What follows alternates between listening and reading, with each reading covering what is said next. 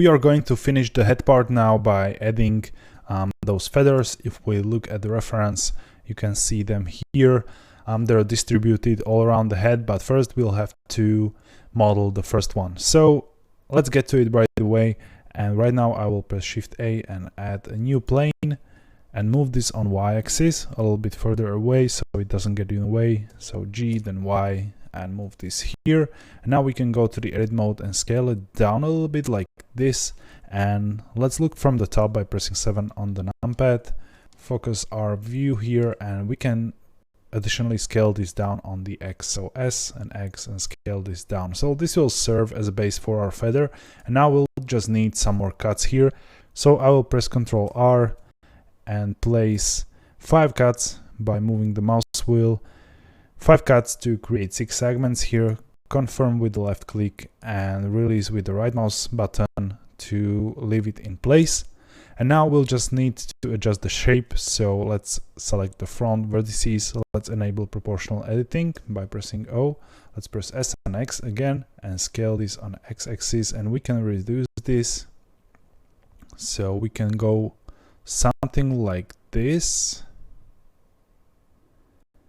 And then once again, just with the smaller radius to finish the shape like that. We won't be merging these two vertices just yet because I will need one more cut there. And let's select these bottom vertices, press S and X and scale them as well to something like this. Okay, I really like this. Maybe we can modify this a little bit so it's a little bit more narrow. And now we can disable proportional editing and make a cut in the middle. So Ctrl R and make a cut here, release with the right mouse button. So this is what we have right now. And if we go to the edge select by pressing 2 and select these middle edges, so click here and Ctrl click this edge to select the loop all the way up here. We can now start moving this up a little bit to create a slope, to create a curvature on the feather without modifying the outside edges. So press G then Z and move this up a little bit. Then we can select just these two and move them up like this. And maybe the one last vertex here. And now we can select all of these once again. So select this vertex here and Ctrl click here. And we can move them back a little bit with the proportional editing. So press O, G, Y, and move this a little bit back like this. So it looks a little bit more like feather. Okay, I really like this so far. Maybe this is too much high up. So disable the proportional editing, press G then Z and move this down. Okay, and we'll need one more cut here on the left side. We want a little bit of that stylized feather look, so I will need to make some dents there as well, but I don't want them to be uniform. So on one side they can be shorter a little bit. So let's press Ctrl R and add one more loop here, release with the right mouse button. And now we'll start making those dents. So select this vertex, for example here, go to the top view and press V to rip the region. And we can make this wider by selecting the other vertex and move it away. And the same thing here. So rip this out and we can maybe slide this with double G here and move this a little bit back. And now select this one. We'll make a larger cut here and one here in the back like that. So select just vertex, press V and move it in place somewhere. So this is the feather. Now we'll finish this up by merging those front vertices. We won't be cutting this anymore. So select all those, press M and merge at center. Maybe move this on Y a little bit back.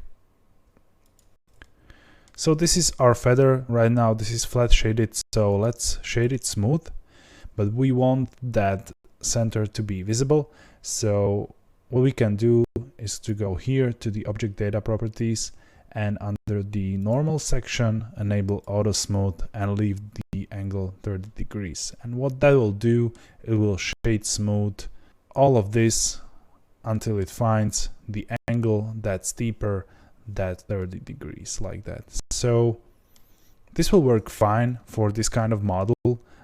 We don't need any volume to that feather. We won't be adding any solidify modifier or extruding this.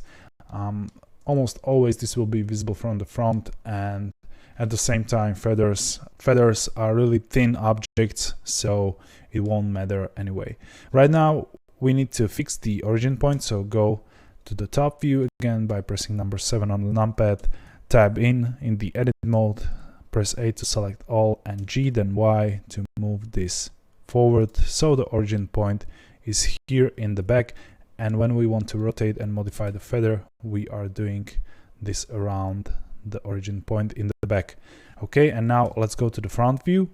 Let's press R, X 90 degrees and R 90, enter. So this is the default position of these feathers on the side here.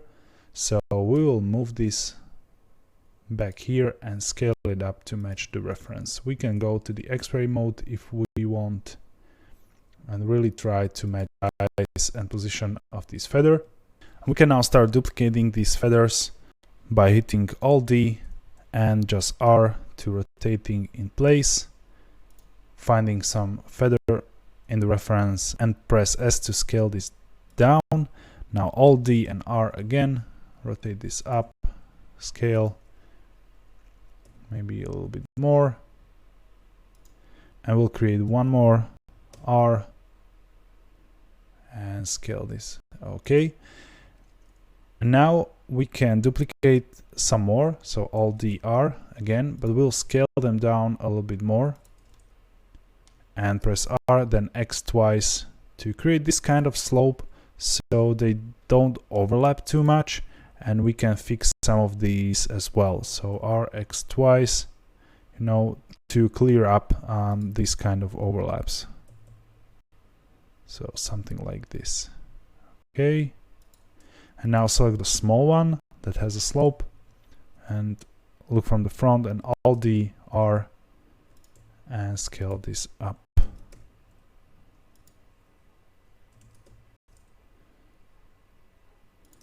Okay, this will work fine, I think, so we can select all of them. But before we move them on the head here, I want to add the mirror modifier on the first one. So go to the modifiers tab, add a mirror modifier. But instead of using the origin point as a middle for the mirror modifier, we will use the head here. So let's click this eyedropper tool right here and we will pick the head dummy as our center object, and you will see this will mirror our object there. If you move it around, it will mirror always around that axis of that object. Right now we can select all of those, and by shift clicking the last one, so it's highlighted as active, we can press Ctrl L to link and select modifiers from the menu. So this way the mirror modifier is on all of those. And right now we can look from the top by pressing 7 on the numpad, press G, then Y, and move this to back. And we can create a little bit of slope by pressing R, then X and X again to rotate these on their local axis. Let's look from the side here. Maybe this is too in the back, so we'll need to go a little bit more here. And be careful so they're not touching the body here. So something like this can work just fine. Let's look from the front.